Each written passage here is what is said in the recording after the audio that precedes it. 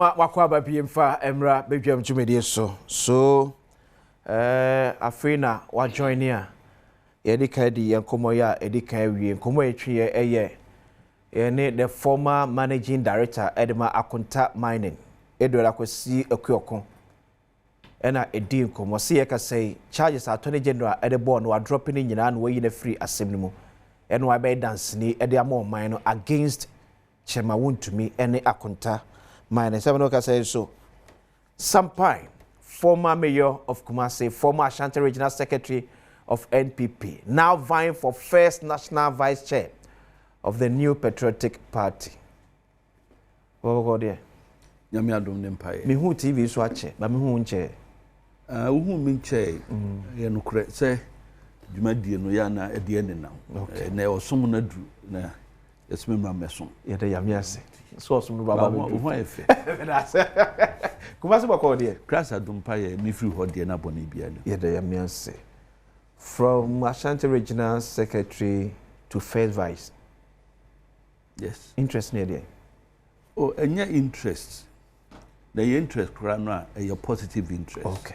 You know am say you mu be if it 1992 and you start there some party. When I me start here as ward secretary. Sure. And yet say you family could see who. Yeah. I be co-election. As ward secretary for Swami. That time na old Tafu Swami constituency. Okay. Chair Swami ne Tafu Munti.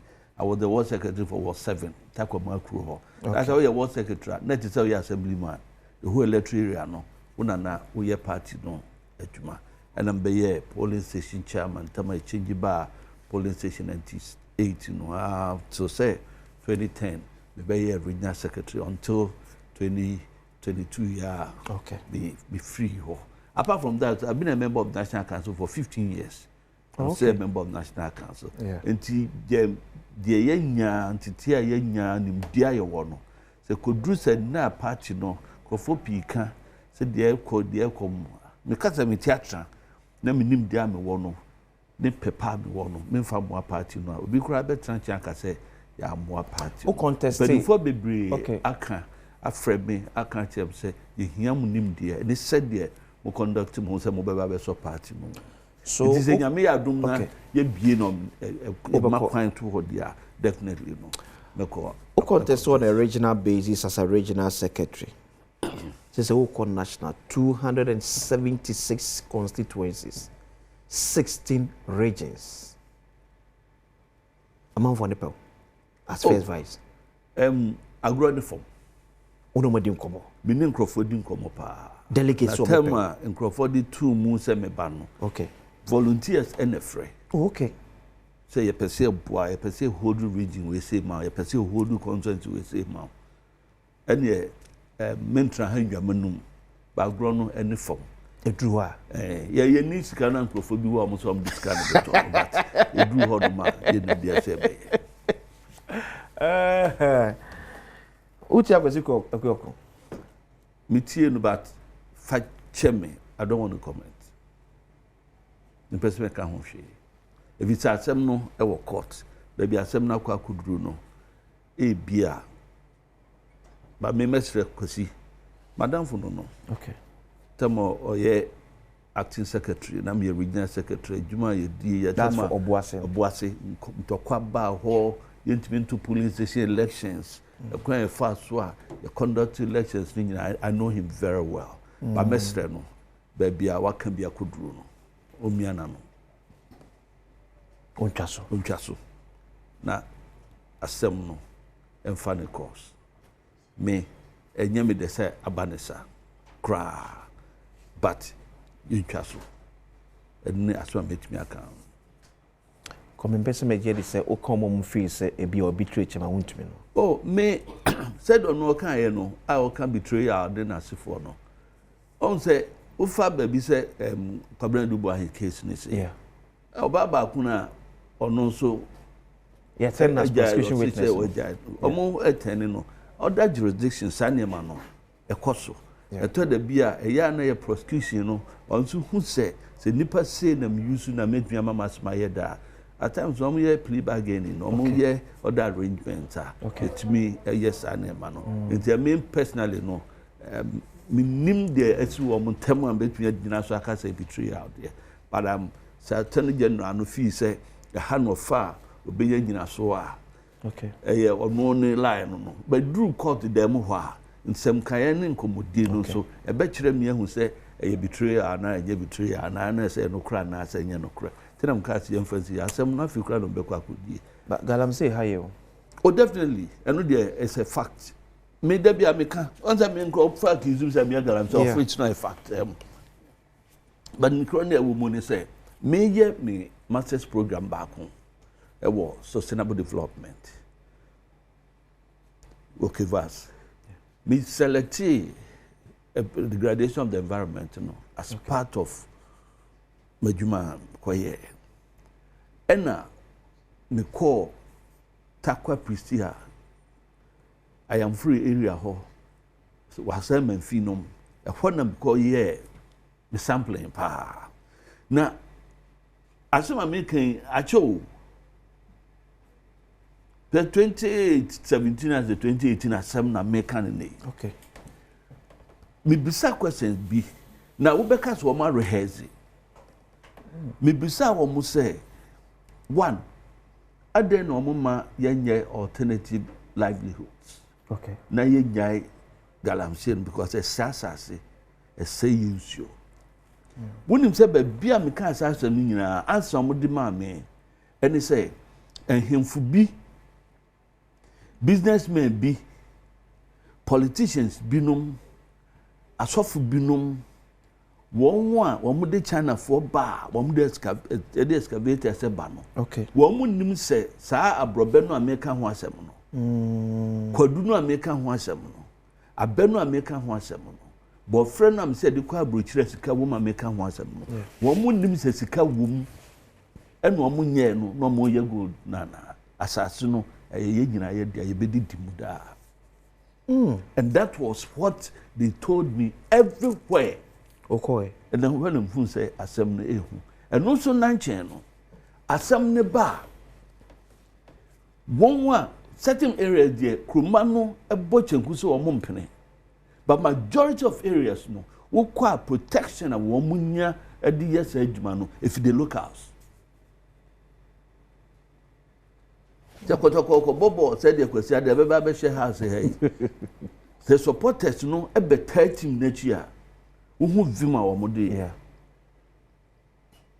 uhu vima players no e de bobo no enti say asem na si na ba bi asem no won na ye kasa asase we say nso we say kwaye we say no wo ma wo ho no enhu ni saa working on their psyche okay it's another matter and no enemy very dangerous.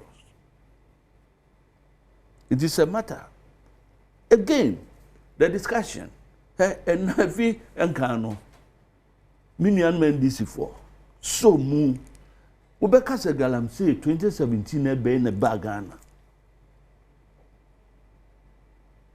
me manantipa ko central region the area ho me ko western region me ko eastern region me ko central region just last month na me were 2 constituencies e wa central region I hoye endemic area wa mu yes edman na pa no the rate at the near cost now because ehu chain na no aye policy no say the Bank of Ghana dey sika policy dollar no eno na me kan ma fi dey back so na me o man no 3 pounds a esu oto a unse ya na o mu pe ba bi dey ti akose because nsi no suso o manim a ade a o horoko enti sa cosmetics na ye dey ye dollar no okay ebi ene ade kata galamsey no so no ebi ene ye makoye se ensem no eye papa na ye kontokwa bi a obi anko bi da no enti sa okay a different ball game altogether okay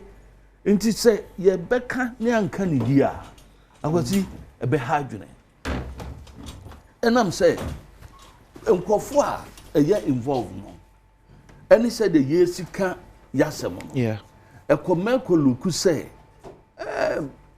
ase bia de ye so amofo okay enen komodie no Bomu de no me yamonsam. If you say, and na yemi say who say, a quiet see fa so de akon galamsey no. And nano eni neno nsakra ye ben na abamu. Anansunsun ye ben eni wumu a ye so special obi beka say. Okay. Ye in politics, ye gina platform so, ye gina sunpie so. Hwe ye sitting vice president. Professor Nano Pukajima. Mini pao, tell ye school boys, I was an Augustins. Now campus the dear grow. That time no lecturer or honor. When you about a fair or ye empima amanfi. A way Easter Joanna. Oko jina sunpie so pejane sa. Sa eha adwuma ben na moye. Wo mu nyina gi bo mu galamsey. Sa mo se mu didie. Ye beba amia be ye ni yie. Professor Jenana. Yes, the videos are there. Mimi momutimu nkansemo. A vice president of Ghana. When they were campaigning. Oko Joanna constituency. Yes. Hey. Ma wo pull videos no. Ma wo team no pull videos no. It's a fact. So baba shek galamsey mu kina. Obi somewhere ha ebe adman wo ye.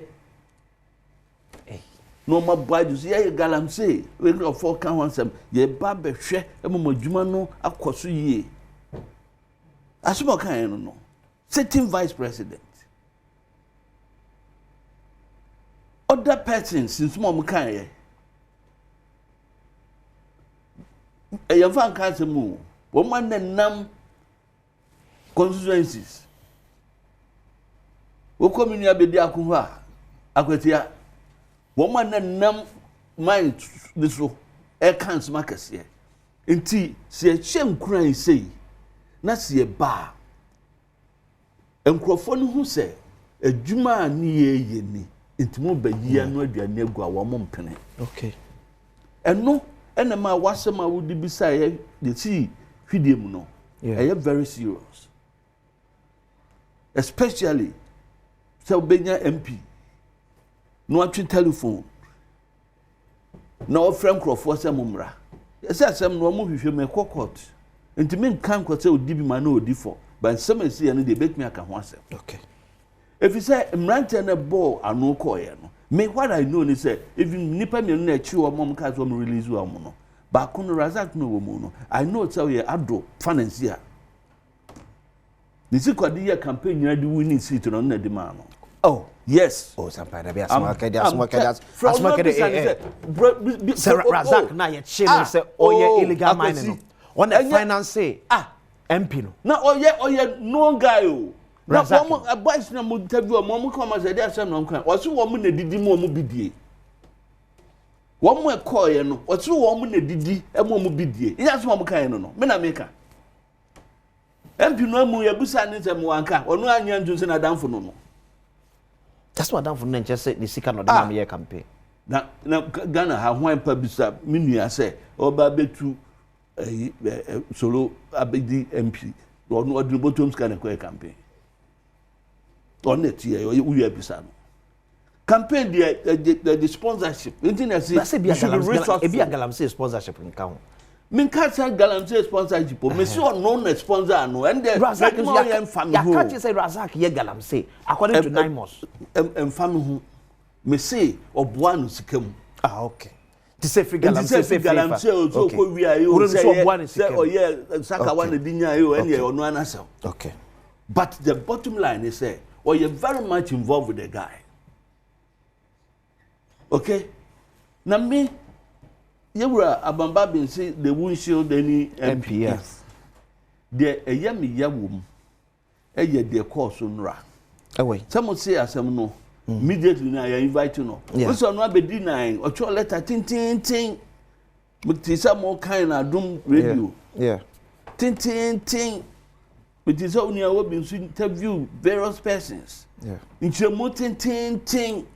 Eventually, you know, proceed. Edwin Court. Yeah. And what's them the Minka? Okay. Your money bill, that's 150 Ghana. 1.5 billion old cities. Oh, Abobo ye ni grab me a sanitary. There must be 800 million Ghana cities. there must be 50 million Ghana cedis. A bit 10 million Ghana cedis. Won't me as well say, and need a total of about 27 million, right? Yeah. We nani paben or train qua and combat me a cool or more. Soldier for no. You're a Captain Mahama. Yeah. And a similar situation. Yes, 150. And you have quite big assembly or see. Or Tiwan or Suno.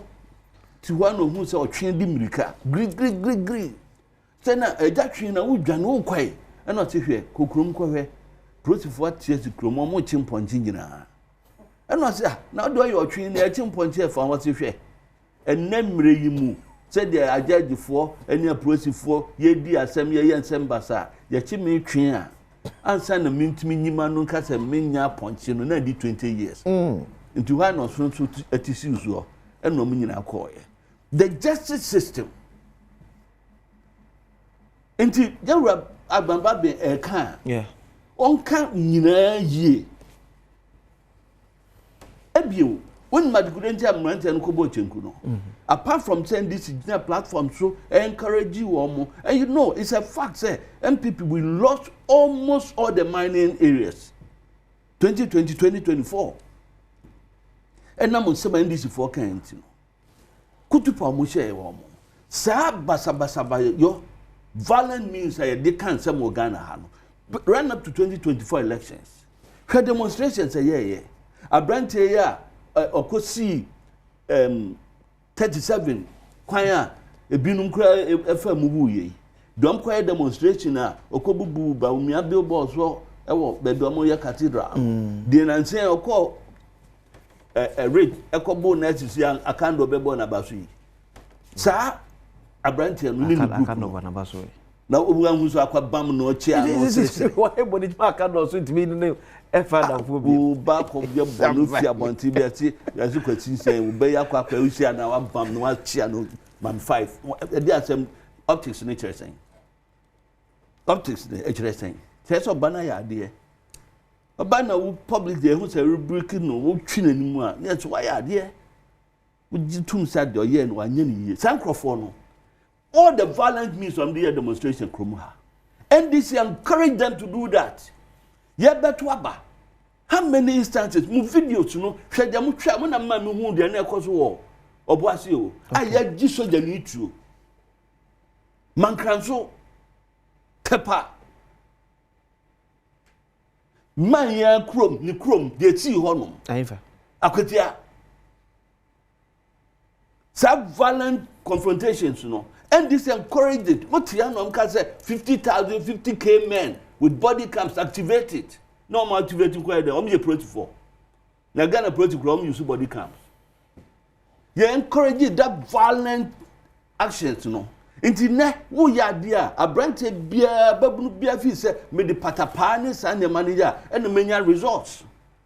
Nanka yesi obi koye legitimate worker aban si 9 months. Wa mudi no ya na ese Colombia ne medical the gang for the 9 months, say Edepa. With a woo baby, my yana did not 9 months because sincere. Not to.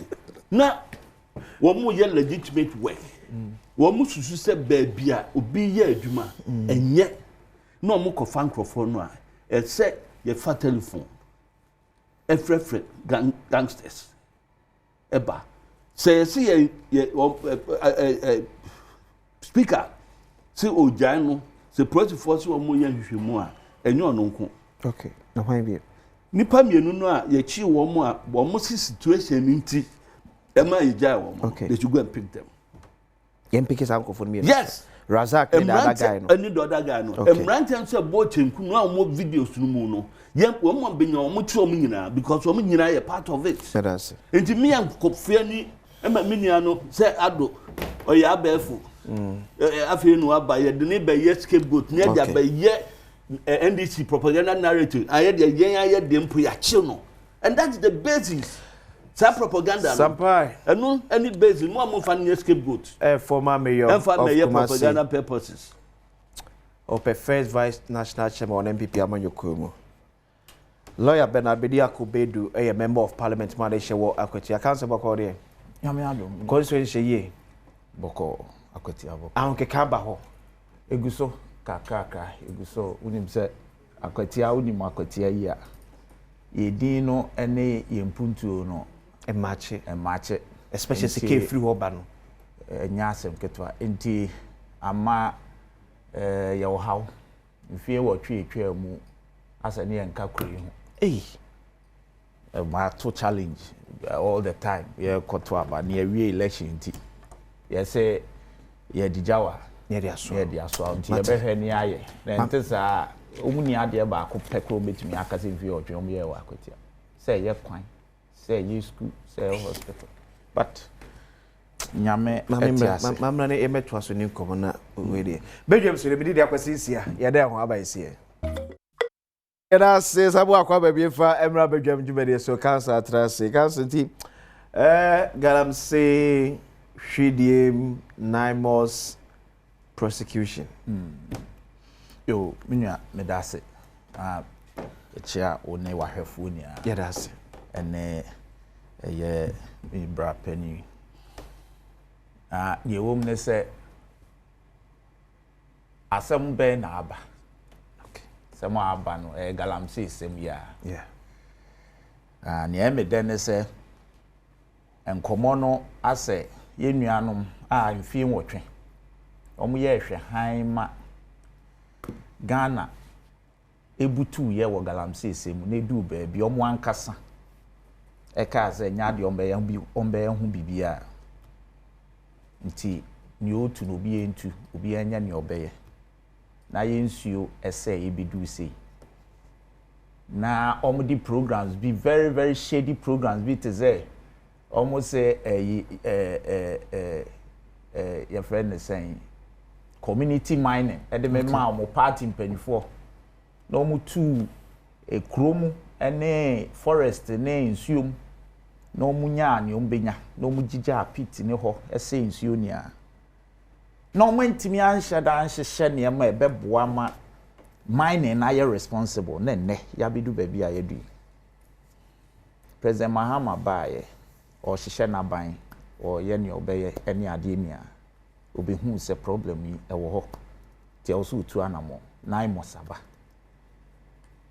enye dako ene omo betimi dia so bo ade ase mfie wotwe ne ade atwam okay eye nkakra Badanamo masasi etu no sabre no utie nkomo enia ye nuanom gitum se omobo adwuma yie pa dize utie nkomo ne na omsio na imose ye omodwuma ena obi akofafo afre ena omantie ena nke ye ba be bo sojafo ye ba be say nti from that angle no na eso maji atum se omampanyi anamo a watu se 9 months enhwe na galamse no muntu ase no omahu se ekoyie ba okay na makano baby bebre no mesanso aka sade e course wo hwediem sa na free crew no yeah for hwediem wisem na ensese BCBO ensese temamufo ye de sa asemu ede to ye ho so se ye betimi ayese sojafo a aban asomo omo so omo memebo ye ho ban sebe bibi nkoyi a eye mo amote ho na enkoyi omo nsuo bi nya mo ana monom se amena bi da ba bi na se timi ebetimi akunipa eye mo a na ye ma mebo mo ho ban se de obi ye no ebi ho krampa ne are ho ne se ebi kra na ne otu nkrom free ho yeah obi a obefa sika ndi akoba ebi say namos for kwa ka say obom chi obna Burkina Faso probi eka ho na 9 months of way so mu fi nkran so mu fi Kofredua so mu fi Kumasi o mu wie ombeko mu na ye bebo mo ho ban na mo se ye de mo mo ye ho ban na mo achi obi kra still mu nja ne man ne ade eye newsem I think that there is no denying fact videos are ye hu nia no there is no denying fact to say youth no ene kromafo no e sore so e ma omo eye dede say omo release enipa no omo makwan me nje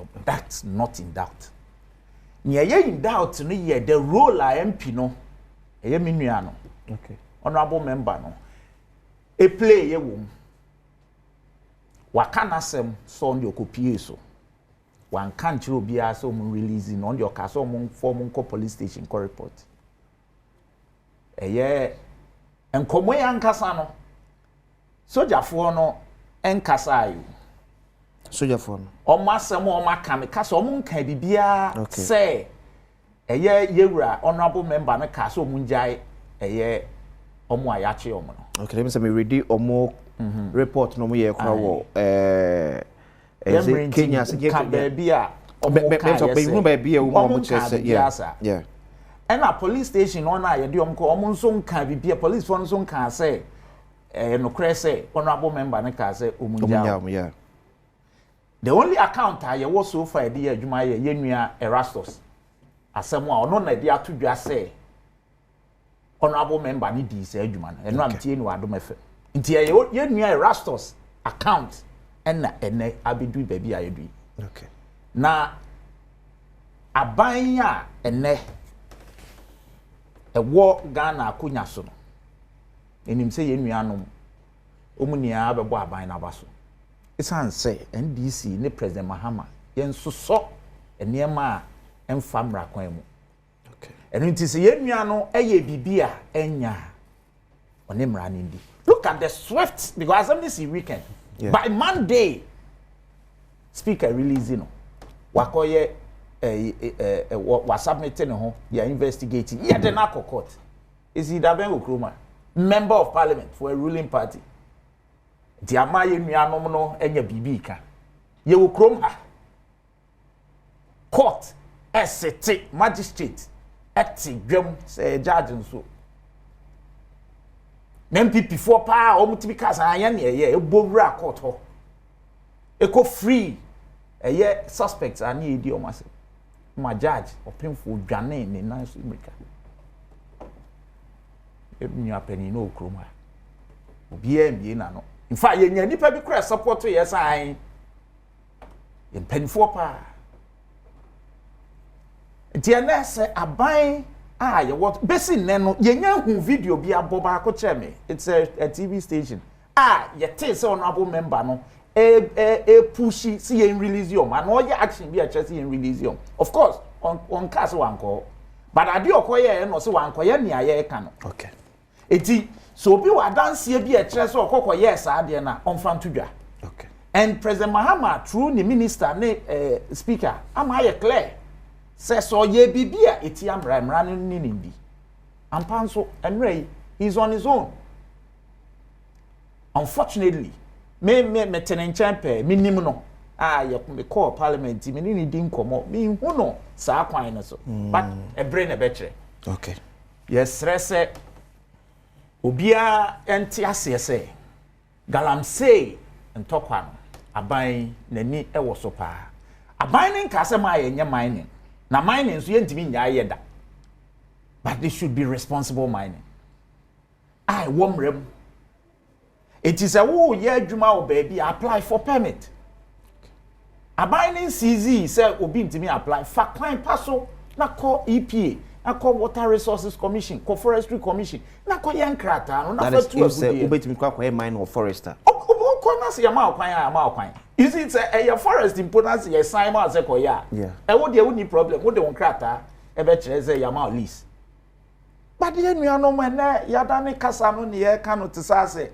bibibi na asi na ansimra yes den say be nua pani ka bibi say o say Professor Jenana wentimi amfa on ye ba radio so say ni ade nsem say no kan na ka di video na kire na ke ni analyze because me hu bibi asa okay but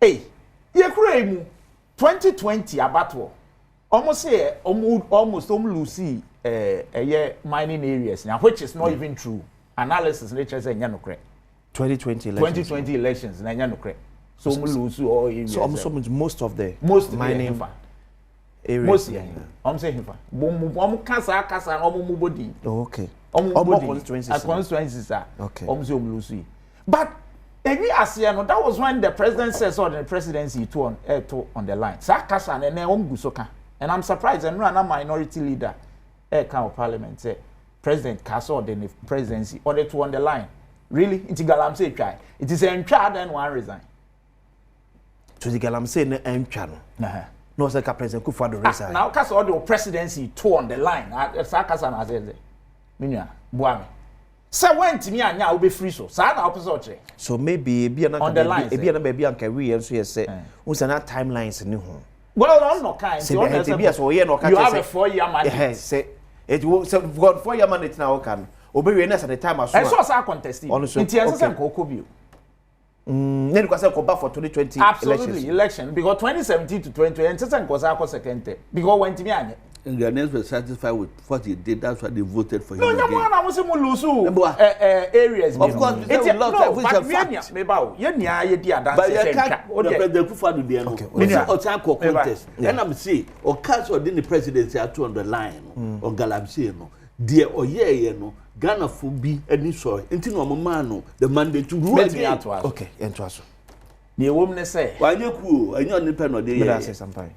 But oh, kakra na untuminji nyabotre man hwe no kwasem we wom ne say president Kufuor do antimi anya hwe fa galamsey krom ha ema e bi ase mo amorani mate oka wo am say peace fm or baby I have the NDF video no pekra be born this year morani mate napo also you ntwamu ne ntwamu china ntwa de mo e galamsey no napo na this yes okan oh doctor man me ka also you ntwamu na this form fan ko propaganda omu betu enyo ono nko a ye wo MPs mpanfo na omo ye campaign omo kan omo so NDC for de ye ye se obi akwa ba bi galamsey area say na MPP for ba be nti omo so omo ntwamu na ntwamu china eno na di abedu ba bi adu na ne ehu bia no untimi nka nkyem say within 10 months ya na yensu say na wasa ni mfie wotwe aban aba ose me de meye waka ama ye clear me ba parliament ya friend aka kire say wo a wonim na ado ho ba gigi mu no aban enhilde ose obi sponsor obi na emo obi ose razak ya ama ye nyesa oho na mo ba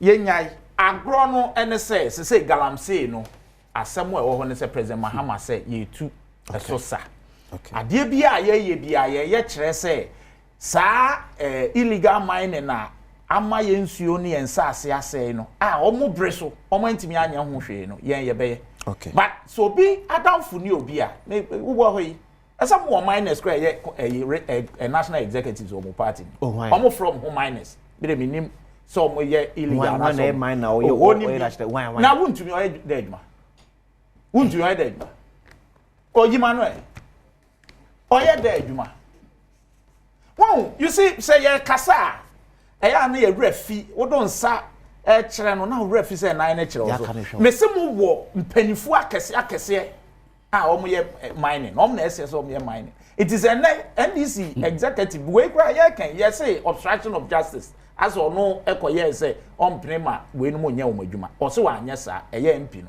obi associating with galamsey ana ye din komo obi aka say o ye galamsey opani obi aka say honorable member no ye galamsey omkrom tuminka because no onya galamsey but ye MPs ye no na eya no eno ameka o ba bi say you see and now open national vice chairman now you're regional minister so mayor se BBC now party for friend say oh ya chi asomasi a yen ka no kre obedi akiri akwa bisa oh why then why party penny e normal MP se to yen obeye but who obstruct say mempene ma mumfa ne nkodia that is unlawful okay but ubetimi asre say oh then why opamuchew it is normal so the question e be mu bisa is DNT na Alhaji Collins Dauda only Ghana no South Africa no person 9 months penny kasa oh normal you see okay.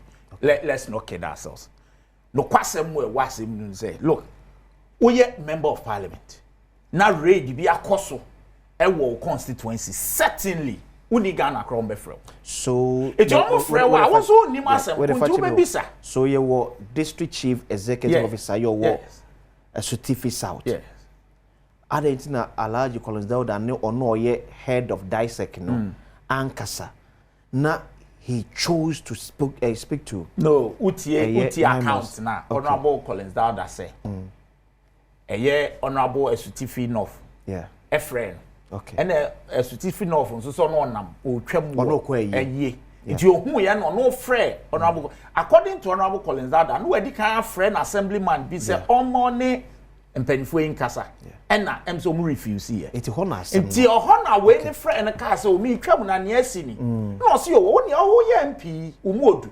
Nti ko ho na ma me ne omo nkasa. Look me ne asama kase ne bohye. Me bankran a me fa asama. It is asama kase MP ni Ghana. Na se mi twam na mahu se metumi friends a unia na den na ekoso enu ye correct but them say ye wo DC yeah Nimos bekwa maybe he might be aware it's not always the case yes because maybe he might be aware of say a security operatives there ewa hanom it is as much can about security not head of security wo honom what sign head of security now how do you know say no DC and MC no who at that moment we wouldn't know so me can aware Alaji Collins that e kan ko for ono mo e kasa na so ko for friend wa mo DC ni and I make kasa bi mpo no ni town hot sada so be our friend na wan yam Alaji friend no town no ni South Africa because unim say Alaji our friend no If you patch say a certificate of MP name Fred DC because Alaji Collins that calling from South Africa says security phobia about constituency I think say maybe an anonymous the best person will be say no I understand you get to my DC that is no but how do you know say DC no towns Adam how did he get to know say a MP no town MP na friend say me twam no man hu say ne ekoso ni ana asam no how did he get to know say na assemblyman no town oh, I'm not too sure whether the assemblyman called him, said Niabeni. And surely okay, so on the free assemblyman. Okay. Okay. According to Alaji Collins, okay. So on the free assemblyman. Yes. On a free assemblyman, dear the man who is assemblyman, now my friend this time no. Or what? Maybe assemblyman. Maybe and that's what even the electoral area. No, Alaji Collins that any beside sense. But you see, it's even possible. Say because Fred DC we which is possible. Wawanka. No, but say you bibia na wo bisa na sa question inside the one free DC obetro maybe obetro okay but what I say what the sa question no to anymore obetro so my friend na me nya no you see me back and then na ba ade sa call na honorable Collins that yeah or ne MP ne yeah any ade no minim so obstruct justice there but beyond that no call na how bad is it? How unlawful is the call? You see, meaning problem no. What is problem? Problem no they say abai eniyama ekoyi papa. Ewa abai. Enne. Yet it petrol so. O TV da be. Nabo. Asempa nabo. 24-hour economy. I don't want to be. Unim. On to it. Unim baby. Na papa na pastor. Na hwa no ya efe. Answer open vice na. Ofuse nkoye ma na open vice. Agbazu hu me say na me think chuma mo bani mo. Unim. But also my real message say that one second. You see, Emma near me ekoye. Now, unlike Omo, 2017, yes, he Kolebu, Deputy Chief of Staff, very early days now, scandal has been big. Okay. Scandal BNC about 11 months. 11 months. A bit clean. A bit see that. It's only asem can. Well, see, tell my brother, Akwesi Ekuoko that he's been ungrateful to Chairman Woon to me. Who paid for his bail conditions? Nipa Ekobrampa, Adriana Bakwesi Abuachina the way a buy. It is sad and unfortunate that under the NDC, our military is being harassed by their NDC foot soldiers, and Galam says. When an MPP member goes against the law, the agent security goes after him. What about the NDC? Teacher Kojo. Me did your questions here. Or turn it out from Patrick. Or turn it out from Edmai. Because Adom TV background.